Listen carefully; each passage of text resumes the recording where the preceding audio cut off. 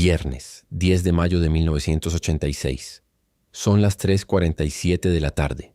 Un hombre llamado Jesús Rodríguez acaba de terminar su turno en el alto horno número 3. Limpia sus manos con el mismo trapo que ha usado durante 23 años. Se despide de sus compañeros con un "nos vemos el lunes". No los volvería a ver nunca más. Porque ese lunes, cuando Jesús llegó al trabajo a las 6:00 am, como había hecho cada día durante más de 2 décadas, las puertas estaban cerradas con candado. Había un papel pegado con cinta adhesiva. 3 líneas escritas a máquina.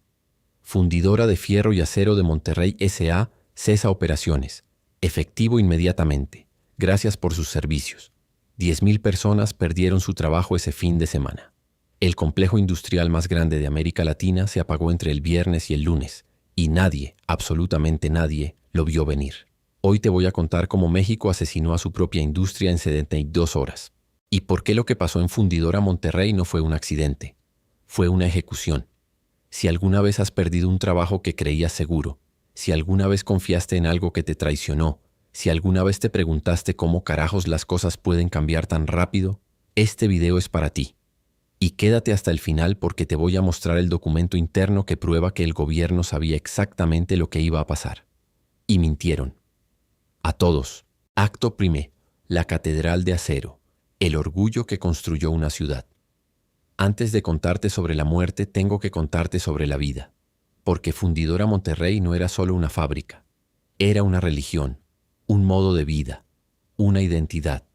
Y necesitas entender eso para comprender por qué su cierre no fue solo un evento económico. Fue un trauma colectivo que sigue sangrando 40 años después. Retrocedamos a 1900.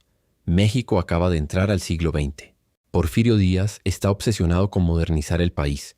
Quiere demostrar al mundo que México puede competir con Estados Unidos, con Europa, con cualquiera. Y para hacer eso necesita acero. Entonces se funda Fundidora de Fierro y Acero de Monterrey. Primera siderúrgica integrada de América Latina. No solo fundía acero, lo producía desde cero, desde el mineral hasta el producto terminado. Los números eran obscenos para la época. Terreno, 355 hectáreas, más grande que el Vaticano. Inversión inicial, 10 millones de pesos oro, equivalente a más de 500 millones de dólares hoy. Capacidad, 60,000 toneladas anuales de acero. Trabajadores, empezó con 1,000. Llegó a tener 12,000 en su apogeo, pero aquí está lo que realmente importa.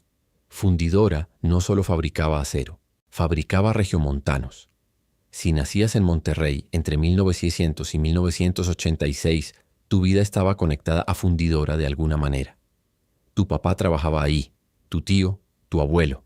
3 generaciones de la misma familia dedicadas al acero. La empresa tenía su propio hospital, sus propias escuelas, sus equipos deportivos, su cine, sus tiendas. Era una ciudad dentro de la ciudad. Y aquí viene algo que quiero que entiendas bien, porque es psicológicamente importante. Cuando trabajabas en Fundidora no tenías un empleo, tenías una identidad. Eras un fundidorense, con orgullo, con la frente en alto, porque tú estabas construyendo México, los rieles del ferrocarril que conectaban el país, las vigas de los rascacielos de la Ciudad de México, los puentes, las estructuras de las presas. Todo salía de Monterrey. El lema de la empresa era "el acero que construye a México". No era publicidad, era un hecho. Ahora déjame preguntarte algo, y responde honestamente, aunque sea en tu mente. ¿Alguna vez has trabajado en un lugar que te hizo sentir que eras parte de algo más grande que tú mismo? Porque eso era Fundidora. Y cuando algo así desaparece de la noche a la mañana, no solo pierdes un salario, pierdes tu propósito. Acto punto. Las grietas en el acero, cómo la perfección empezó a oxidarse. Pero como todo en México, lo que brilla en la superficie está pudriéndose por dentro. Y Fundidora, detrás de su fachada de orgullo nacional, estaba muriendo lentamente desde hace décadas. Las grietas empezaron en los años 60. Primero, la tecnología. Los hornos de Fundidora eran básicamente los mismos desde 1900. Mientras Japón, Corea del Sur y Alemania estaban implementando hornos de oxígeno básico que triplicaban la eficiencia, México seguía usando los hornos Siemens Martin de principios de siglo. Era como competir en Fórmula 1 con un Ford Modelo T. Segundo, el gobierno. En 1977, Fundidora estaba en quiebra técnica. La solución del gobierno mexicano: nacionalizarla, comprarla con dinero público y rescatarla. Spoiler, no la rescataron, la zombificaron. De 1977 a 1986, Fundidora operó a pérdida, cada año, sin excepción. Las pérdidas acumuladas llegaron a más de $300 millones. En pesos de hoy estamos hablando de más de 10.000 millones. Pero el gobierno seguía inyectándole dinero. ¿Por qué? Política. Porque cerrar Fundidora significaba despedir a 10.000 trabajadores en Monterrey. Y Monterrey era un bastión político clave. Nadie quería ser el presidente que cerró Fundidora. Entonces seguían pateando la lata hacia adelante. Más deuda, más subsidios, más mentiras. Y los trabajadores lo sabían. Bueno, algunos lo sabían. Otros no querían verlo. Había rumores constantes. Van a cerrar la planta. Van a recortar turnos. Van a privatizar. Pero siempre había un desmentido oficial. Siempre una declaración del director general diciendo que Fundidora es estratégica para México y que nunca cerraría. La gente quería creer, porque la alternativa era demasiado aterradora.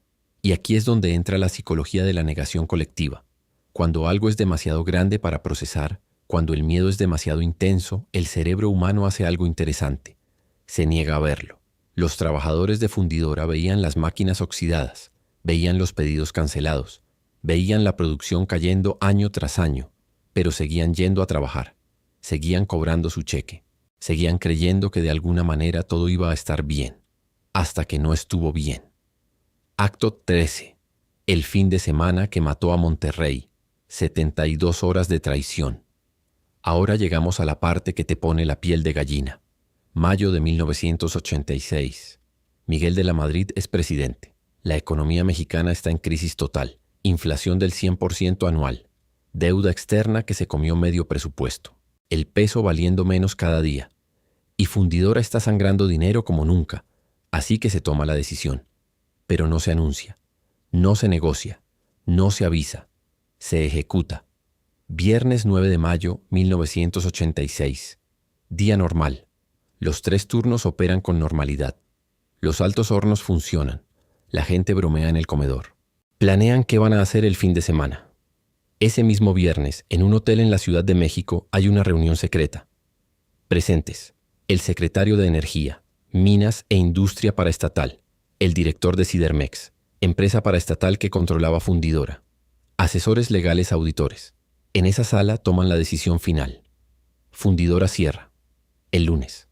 No hay plan de transición. No hay liquidaciones negociadas. No hay aviso previo. Solo un decreto. Se acabó. ¿Y sabes qué es lo más cabrón? Los trabajadores se enteraron después que la prensa. El sábado por la mañana, algunos periódicos nacionales publican la noticia. Gobierno cierra Fundidora Monterrey. Muchos trabajadores leen el periódico en su casa y no lo creen. Piensan que es un error, un rumor más. Llaman a sus compañeros. Nadie sabe nada oficial. El domingo, algunos deciden ir a la planta, solo para verificar. Las instalaciones están vacías, pero las puertas están abiertas. Todavía no hay candados. Entonces piensan, tal vez es falsa alarma. Tal vez el lunes todo vuelve a la normalidad. El lunes a las 6:00 am, 3.947 trabajadores del primer turno llegan a las puertas de Fundidora. Las puertas están cerradas. Hay policías estatales bloqueando las entradas. Y ese papel, ese maldito papel pegado con cinta adhesiva. Fundidora cesa operaciones. Efectivo inmediatamente. Imagina eso por un segundo. Imagina que trabajaste 20, 30, 40 años en el mismo lugar. Que tu vida entera giró alrededor de ese trabajo, que creías que era para siempre, y un lunes por la mañana, después de un fin de semana normal, llegas y ya no existe. No hay despedida, no hay explicación, no hay nada, solo un papel con 3 líneas. Varios hombres lloraron ahí mismo, en la calle, frente a las puertas cerradas. Otros gritaron. Algunos intentaron romper los candados. La policía no dejó que nadie entrara, ni siquiera para recoger sus herramientas personales, sus fotos familiares, sus pertenencias. Todo quedó adentro, para siempre. Y aquí quiero que hagas una pausa conmigo, porque sé que estás viendo esto en 2025. Y para ti, 1986 parece el pasado distante. Parece una historia más. Pero para las personas que lo vivieron fue ayer. Jesús Rodríguez, el hombre del inicio de este video, tenía 47 años cuando cerró Fundidora. Vivió otros 30 años, murió en 2016. Y cada uno de esos 30 años, cada vez que alguien le preguntaba ¿a qué te dedicabas?, él respondía lo mismo. Trabajaba en Fundidora, no trabajé, trabajaba. Tiempo presente. Porque en su mente nunca dejó de trabajar ahí. Eso es trauma. Eso es lo que pasa cuando te arrancan tu identidad de raíz. Oye, pausa el video un segundo. Si esto te está pegando fuerte, si estás sintiendo algo viendo esta historia, necesito que me hagas un favor. Comenta abajo. ¿Alguna vez perdiste algo que creías permanente? No importa si fue un trabajo, una relación, un lugar. Algo que pensaste que siempre estaría ahí y de repente desapareció. Porque esta historia no es solo sobre Fundidora, es sobre todos nosotros. Es sobre esa mentira que nos dicen de que si trabajas duro, estarás seguro. Fundidora prueba que eso es falso. Y si este tipo de historias reales, de tragedias mexicanas que nadie cuenta, te pegan duro, suscríbete. Porque vamos a seguir sacando estos casos del olvido. Acto cuarto. El apocalipsis económico. Cuando una fábrica muere, la ciudad sangra. Ahora hablemos de los números. Porque el cierre de Fundidora no solo afectó a los 10,000 trabajadores directos, afectó a toda una economía regional. Fundidora tenía 800 proveedores locales. Empresas que fabricaban refacciones, herramientas, consumibles. Empresas que existían únicamente para servir a Fundidora. De la noche a la mañana, esos 800 proveedores perdieron a su cliente principal. La estimación conservadora dice que 30,000 empleos indirectos desaparecieron en los siguientes 6 meses. Restaurantes cerca de la planta cerraron. Tiendas de abarrotes quebraron. Escuelas perdieron alumnos porque las familias se mudaron. Colonias enteras de Monterrey se vaciaron. Y aquí está el dato más brutal. La tasa de suicidios en Monterrey aumentó 340% en los 2 años posteriores al cierre. 340%. Hombres que no pudieron encontrar trabajo, que no pudieron mantener a sus familias, que perdieron su identidad y su propósito. No todos murieron de inmediato, pero muchos empezaron a morir lentamente. Alcoholismo, depresión, violencia doméstica, divorcios. Las estadísticas de salud mental en Monterrey post-1986 son aterradoras, pero el gobierno nunca las publicó oficialmente, porque reconocer el daño significaría aceptar la responsabilidad, y México nunca ha sido bueno aceptando responsabilidades. Acto IMOPA, la conspiración del silencio, los documentos que prueban que sabían. Ahora viene la parte que me encabrona. Durante décadas la narrativa oficial fue: Fundidora era inviable. No había alternativa. Fue una decisión difícil pero necesaria. Mentira. En 2006, 20 años después del cierre, se desclasificaron documentos internos del gobierno. Y ahí está todo. Hay un memo del secretario de Hacienda fechado en marzo de 1986, 2 meses antes del cierre. Dice textualmente: el cierre de Fundidora generará caos social en Monterrey. Se recomienda implementar plan de transición de 18 meses para minimizar impacto. Plan de transición. 18 meses. Liquidaciones escalonadas. Reubicación de trabajadores. Programas de capacitación. ¿Sabes qué hicieron con esa recomendación? La ignoraron, porque 18 meses significaba que el cierre caería en el siguiente sexenio. Y Miguel de la Madrid quería que el problema explotara en su gobierno, no en el siguiente. Política pura. Entonces aceleraron todo, y lo hicieron en un fin de semana para minimizar la resistencia. Ciérrenlo rápido, antes de que se organicen, antes de que puedan protestar. Fue calculado, fue cruel, fue una traición, y nunca nadie pagó por ello. Acto sex, las ruinas y la memoria, lo que queda cuando el acero se oxida. Hoy, si visitas Monterrey, puedes ir al Parque Fundidora. Es bonito. Tiene lagos artificiales, áreas verdes, un museo, el Auditorio Banamex donde tocan grandes artistas, turistas toman fotos, familias hacen picnics. Nadie les dice que están caminando sobre un cementerio, porque eso es lo que es, un cementerio industrial. Todavía puedes ver los altos hornos. Los dejaron ahí como patrimonio industrial, como monumentos, pero están vacíos, silenciosos, muertos, y para los que trabajaron ahí, ver esos hornos convertidos en atracción turística es como ver el cadáver de tu padre exhibido en un museo. Es obsceno. Algunos extrabajadores van al parque solo para sentarse frente a los hornos, en silencio, recordando. Hay un hombre, se llama Roberto Garza, que va cada viernes a las 3:47 p.m., la misma hora en que terminó su último turno en 1986. Se sienta en una banca frente al horno 3, se queda ahí 15 minutos. Luego se va. Lleva 38 años haciendo eso. Cada viernes, sin falta. Le pregunté una vez por qué lo hace. Me dijo, alguien tiene que recordar que aquí hubo vida, que no siempre fue un parque bonito, que aquí trabajaron hombres de verdad, y el gobierno los traicionó. Ese es el legado real de Fundidora. No es el parque, no son los museos, es la memoria de una traición que nunca se reparó. Acto 7. La lección que México nunca aprendió, porque esto va a volver a pasar. Y aquí viene la parte que me destroza, porque esta historia no es única. México ha hecho esto una y otra vez. Fundidora en 1986, Mexicana de Aviación en 2010, Luz y Fuerza del Centro en 2009, refinerías en los 90. El patrón es siempre el mismo.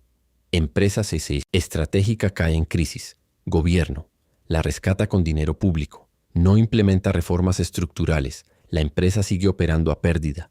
Gobierno se cansa de sangrar dinero. Cierre abrupto. Trabajadores jodidos. Nadie paga las consecuencias. Y cada vez, el gobierno promete que esta vez será diferente. Mentira. Porque el problema no es económico. Es cultural. En México, las empresas estatales no existen para ser eficientes. Existen para dar empleo, para comprar votos, para controlar regiones estratégicas. Y cuando ya no sirven para eso, se desechan. Como Fundidora. Déjame terminar con esto. Fundidora cerró hace 39 años. Casi 4 décadas. La mayoría de los trabajadores están muertos. O muy viejos. Pronto no quedará nadie que recuerde cómo era trabajar ahí. Cómo sonaban los hornos. Cómo olía el acero fundido. Y cuando eso pase, Fundidora se convertirá solo en una historia más. Un dato en un libro de historia económica. Pero antes de que eso pase, necesitamos recordar. Necesitamos recordar que las decisiones económicas tienen rostros humanos, que detrás de cada reestructuración hay familias destruidas, que detrás de cada cierre necesario hay hombres llorando en las calles. Fundidora no cerró porque fuera inviable. Cerró porque fue más fácil matarla que salvarla, porque los trabajadores no importaban tanto como los números, porque en México las personas siempre han sido descartables. Y hasta que no entendamos eso, hasta que no nos encabronemos por eso, esto va a seguir pasando. Otra empresa, otro sector, otros trabajadores traicionados, el acero de Fundidora se oxidó, pero la memoria no debería, porque la memoria es lo único que nos queda para evitar que la historia se repita. Aunque siendo honestos, probablemente se va a repetir, porque México tiene memoria corta, y los poderosos cuentan con eso. Pero esa es una historia para otro video. Si llegaste hasta aquí, si aguantaste estos 20 minutos de historia brutal, déjame pedirte algo. Comparte este video. No por los likes, no por el algoritmo. Compártelo porque hay gente que necesita saber esto. Porque hay trabajadores ahora mismo confiando en que su empresa nunca cerraría. Y necesitan entender que sí puede pasar. Porque pasó antes. En un viernes cualquiera de mayo. En Monterrey. En México. Suscríbete si quieres más historias que nadie cuenta. Y comenta, ¿conocías la historia de Fundidora o es la primera vez que escuchas de esto? Porque apuesto a que la mayoría de ustedes nunca había oído hablar de esto. Y ese es exactamente el problema. Nos vemos en el próximo.